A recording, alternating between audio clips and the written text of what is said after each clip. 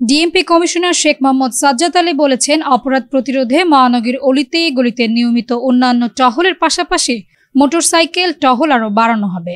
পুলিশি তৎপরতায় ছিনতাইয়ের ঘটনা এখন অনেকাংশে কমে এসেছে, এটি ধরে রাখতে হবে। মঙ্গলবার রাজারবাগস্থ বাংলাদেশ পুলিশ অডিটোরিয়ামে ফেব্রুয়ারি মাসের মাসিক অপরাধ পর্যালোচনা সভায় উপস্থিত পুলিশ কর্মকর্তাদের উদ্দেশ্যে সভাপতির বক্তব্যে তিনি এসব কথা বলেন। ডিএমপি কমিশনার বলেন, রমজান শুরু হওয়ার আগে ছিনতাইয়ের যে গতি ছিল পুলিশি তৎপরতায় তা অনেকাংশে কমে এসেছে, এটি ধরে রাখতে হবে। আমি বিশ্বাস করি আপনাদের আন্তরিক চেষ্টা, মেধা ও অফিসার ম্যানেজমেন্টের কারণে এই সফলতা অর্জিত হয়েছে। সহায়ক পুলিশরাও পুলিশের মতো গ্রেপ্তার ক্ষমতা প্রয়োগ করবে। এ ব্যাপারে থানা পুলিশ তাদের সহায়তা করবে। অতিরিক্ত কমিশনার এস.এন. মোহাম্মদ নজরুল ইসলাম বলেন, বিগত কয়েকদিনে চিহ্নিত অনেক ছিনতাইকারী গ্রেপ্তার হয়েছে। এজন্য মহানগরীর ছিনতাই পরিস্থিতি অনেকটা নিয়ন্ত্রণে।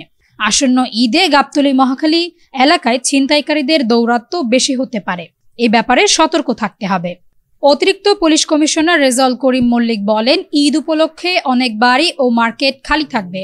বিভিন্ন মার্কেট, বিশেষ করে স্বর্ণের মার্কেটগুলোতে পুলিশের টহল বাড়াতে হবে। চুরির ঘটনা প্রতিরোধে আবাসিক এলাকায় রাত্রিকালীন টহল বাড়াতে হবে। অতিরিক্ত পুলিশ কমিশনার মোহাম্মদ মাসুদ করিম বলেন, পরিবর্তিত পরিস্থিতিতে বিভিন্ন দাবি দাওয়া নিয়ে বিভিন্ন গোষ্ঠী রাস্তায় নেমে অস্থিতিশীলতা সৃষ্টির চেষ্টা করছে। এসব বিষয়ে আপনাদের সজাগ থাকতে হবে। অপরাধ পর্যালোচনা সভায় বিভিন্ন পদমর্যাদার পুলিশ কর্মকর্তা বৃন্দ উপস্থিত ছিলেন। তাসনভা ঐশী, এমটিভি, ঢাকা।